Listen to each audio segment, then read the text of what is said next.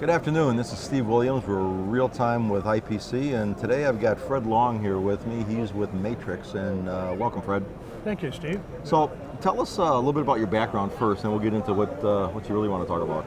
Yeah, Steve, I've been in the board design and supply business of products for many years. I was also the DuPont distributor for Canada for almost 25 years, so my background has been in imaging products basically, and films. Direct imaging is a very interesting topic for me in the past, and I'm actually retired, semi-retired with Matrix Electronics, but have come back to do some promotional consulting work and to set up a new program in the company for to begin some automation opportunities and equipment. Wow, I mean, we could spend a whole session on direct imaging. That was a game changer for our industry. Yeah, I remember the days when we had film processing, dark rooms, exposure units, chemistry, trying to take for waste treatment. That's all gone. The good news is it's decreased the footprint of the board shop to a point, and also they get a chance to use that area for for other operations. Direct imaging has been the big game changer in the 2000 era. Really. Absolutely. So you guys have got some pretty innovative solutions to some of the things that challenge board shops, right? So you wanted to talk about some new things you're doing in cleaning with panels. Yeah. The change in the industry now is such that miniaturization and cleanliness is almost important as anything else. People can no longer design to produce boards with touching boards. No touch handling is kind of a phrase that I've come up with for this week. We're trying to make sure that there's no particulate on any panel processed in the board shop, and that can range from just before film lamination, pre-pregs, copper panels, many, and even drilling. We want to clean the loose particulate off the board. The new process now is electrostatic cleaning, and that process includes neutralizing the particulate on the surface, because everything is attracted has a positive or negative charge, so we want to neutralize it and then remove it to a filter under high pressure. So that is very interesting product for a lot of people right now. That sounds like another game changer, potentially. It is. We have all this displayed here at the show. In addition to that, the other big game changer is the film lamination. Okay. Sorry. No, not a problem. Yeah, and traditionally film lamination has been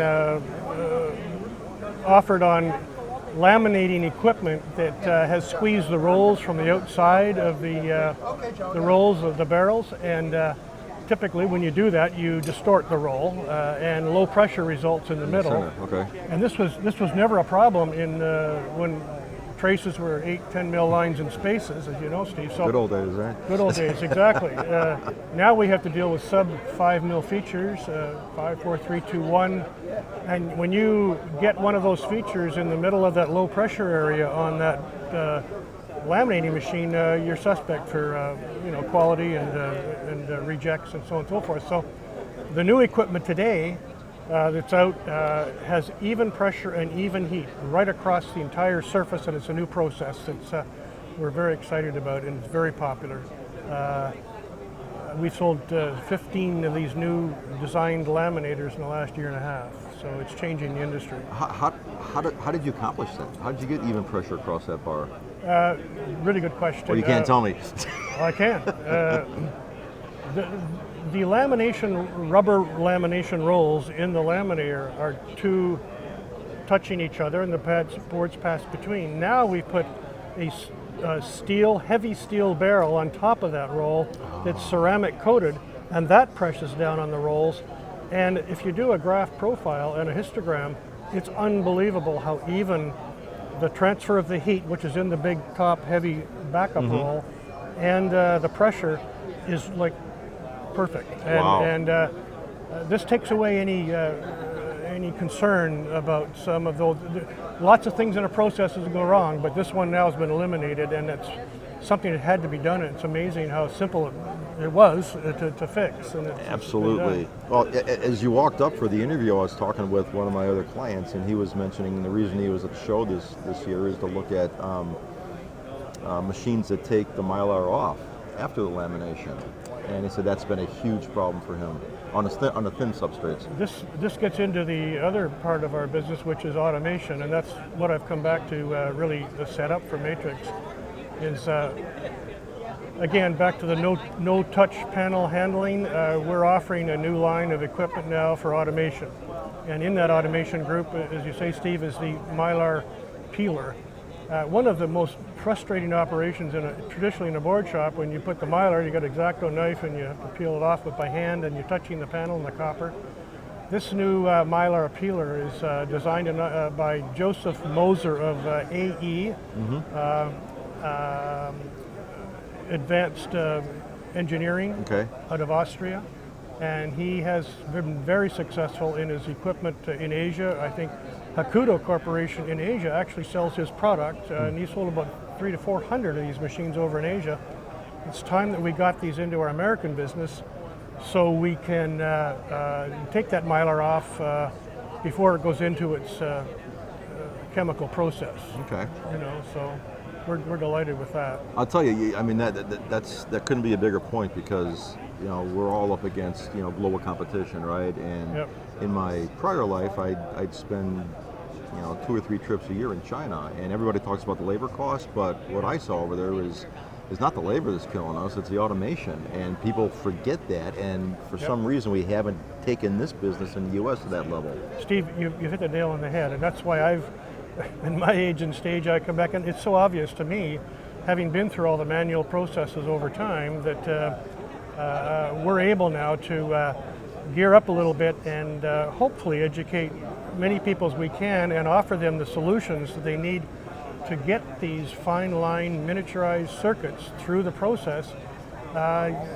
You can't hire enough people to fix the problem, right? But you can with one machine typically, and I don't like to go there, but hopefully there'll be positions for other people to fill in working on this automation equipment. Sure. Everything changes in our life. The material industry disappeared in the southwest of the U.S. years ago. The furniture industry changed. There's no difference with electronics. Televisions, everything. Yeah, you're right. Everything. So we're really high on automation to be able to give the North American business a really strong foothold in doing the R&D work they need to do to bring innovative products to the market. I'll tell you, I mean, I wish you all the success in the world on that, because we need it. And I'm glad to see guys like Matrix are putting these solutions out there for our board shops. Absolutely. Yeah. Anything else you want to talk about, Fred? No, at this moment this is one of the best shows that I've ever been to. Really? And I'm not speaking out of turn here. Been to many shows. We did a lot of promotional advertising prior to the show, introducing people to the automation processes that we offer. I don't think I've ever been busier at a show in talking to companies about how we can help them increase their yields and their productivity, and that's really what we need to do now. That's awesome. That's awesome.